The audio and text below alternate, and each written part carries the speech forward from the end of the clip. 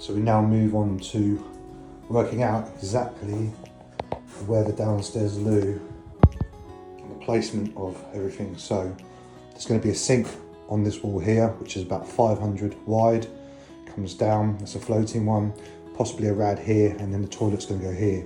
So my biggest challenge really is working out how I get the soil pipe to come through, because obviously I've got this supporting beam here. And there's bricks underneath, so I reckon I could probably core through that and go through out to the outside and core again, because ideally what I need to do is I need to join on with the soil, which is over there, and then somewhere along here I'm going to have to dig out and join along, of course, with the water waste as well from the sink.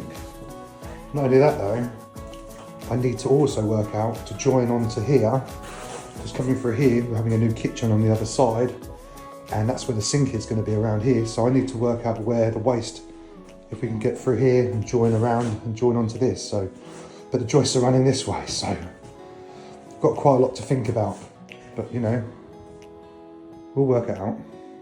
Morning all, and here's our next part of the plan.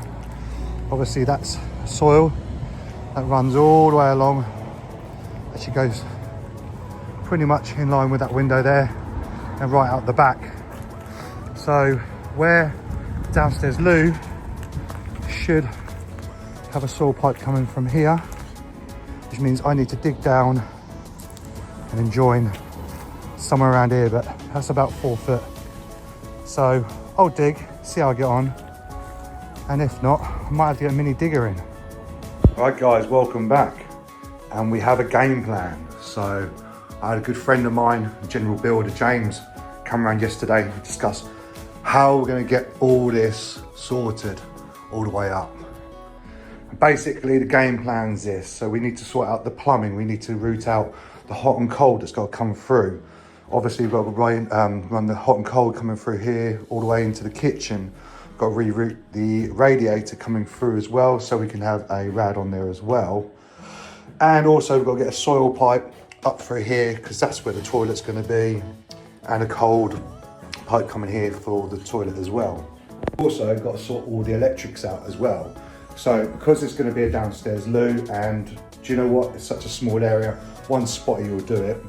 But the problem we've got is the electrics and switches are here.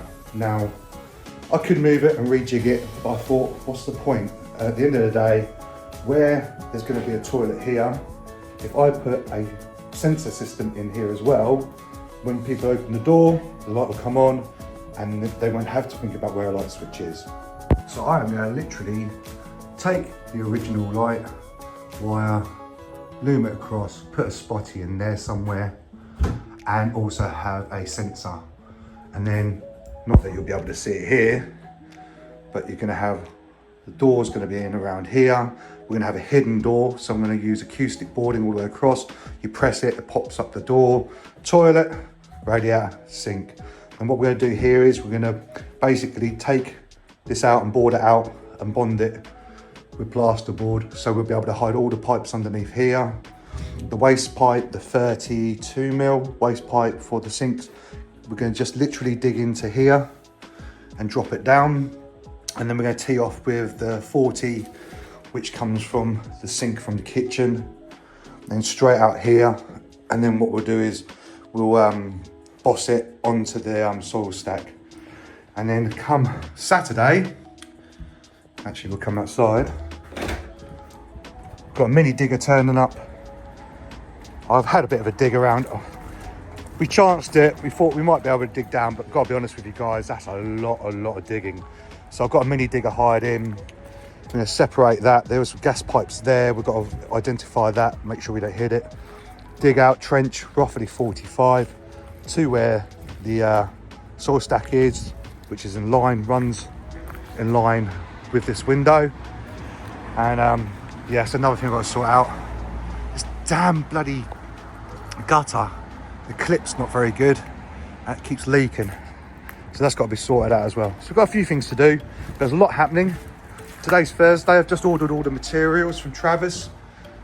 That's one bit of advice I'd actually say to you. if you're going to any builders merchants or any place where you need materials, if you can, set up a trade account, because the materials to do all this work, the 2x4, the 7x2, because we're going to need to rebuild all this part as well. You know, the whole lot, HEP 2.0, the clips, the mountings, the fixings, the brackets, you know, everything. If you don't have a trade account, you're going to be spending 20-30% more than what you would. So for all the materials that I was going to buy were coming in, if I came in as somebody off the street, it's going to be in around £500. But after negotiations, it comes into about 350. So it's a big saving. So I really do recommend, if you can, set up a trade account. So yeah, I've got to just chip out some more of these bricks, get them all nice and flush so we can actually put battening up so it can board out. And then James is coming Friday to help start work. And then on Saturday, we're going to be digging outside, getting the saw and everything ready. So lots going on in a very short space of time. I don't know about you guys, but I love a little gadget and gizmo, especially when it actually does a purpose. And I'll tell you what, for under 20 quid, one of these is invaluable, a stud finder, magnetic.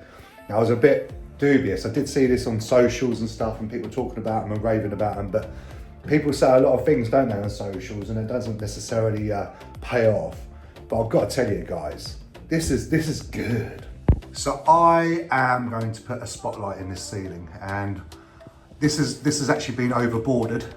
So, you know, it's thick, and I want to find the gap between the joists. So what we're doing is we're actually using the stud finder and its magnetic properties to find out where it's running. I know the joists are running this way.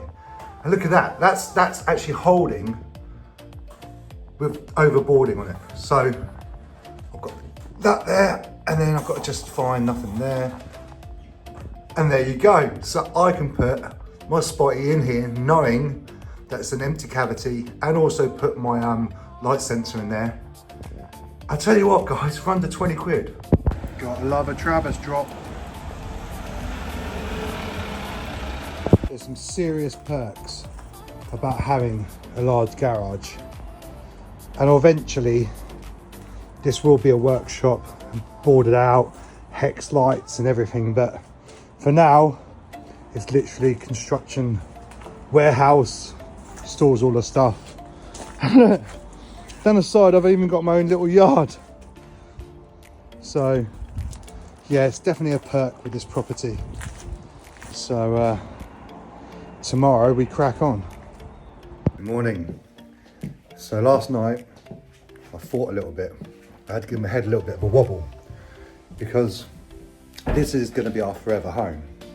So previously, I don't know if you remember, I was talking about light switches, putting some spotties in, which I've done the holes for yesterday. But you know what?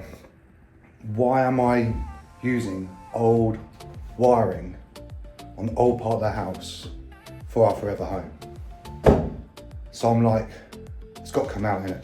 It makes no sense, especially when there's only going to be a light for the toilet and our main light here, which should probably be changed to a spotty or something. It makes no sense to use the old wiring. I need to rewire this, especially when the consumer unit's going to be rewired soon anyway. So I'm going to rip it out, I'm going to redo it, I'll get a proper sparky to sign it off, but yeah, that's what I'm going to do. And we're back, and after my thoughts about rewiring, it was best. To be honest with you, that wire there was no good. It kept popping the fuse, and it was to do with the switch, and the wires were all run down, so I've totally disabled these now. They're all dead, don't need them. What I've done is actually draw from the new power line, which is from the ceiling, well, not from above really. So we have a PIR system fitted. We also have a now down light. That's working absolutely well. It's set to about 4 minutes, enough time for you to go to the loo. And what happened is once the actual stud work and the door's there, then I can actually, after I've gouged all these out, all the wires, that's going to be for outside. There's going to be a spotty there. And also I want some other lights that are outside that are going to be linked up, because there's a wire down here we can draw from. It's going to work a lot more efficiently. But yeah, the wiring was naff, so I've drawn from a ring main upstairs and everything seems to be fine. So diggers turned up, James is turning up tomorrow. He's going to start digging out the soil for us, and then we'll crack on and get that done. Then obviously we need core in here, we need to core into the other room, get the pipes in like we said before. Need a coal pipe coming in from there as well. And what we're going to do is we're going to use the old HEP 2.0, and we're going to draw up, we're going to go all the way up into the loft, out over to the boiler which is upstairs. So yeah, progress is we're getting there. But I am chuffed with the PIR. Outside you can see we've got up and down lights all the way around the house. Those are linked up to a different ring. These two are linked up together because there's lights on as well. But I cannot stand not having a bit of symmetry. So I'm going to actually put another one here and another one there. And then we'll have a spotty in here as well. And eventually the front door's going because again can't handle it. Wires on the right, needs to be centralised. So I'm going to have glass either side. I've got Paulie turning up soon. What he's going to do is he's going to provisionally channel out the brick here because the stud for the downstairs loo is going to be here, and well, you wouldn't be able to do it if we do all the stud work. So he's going to channel out the brick here for us, so when we do crack through in the next few months to put our new door in, all we need to do is just chop it in there.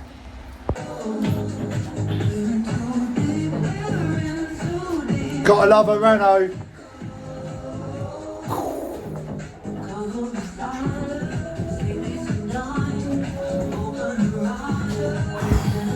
It's dark. Time for the test run. Does she or does she not work? She works! Whee!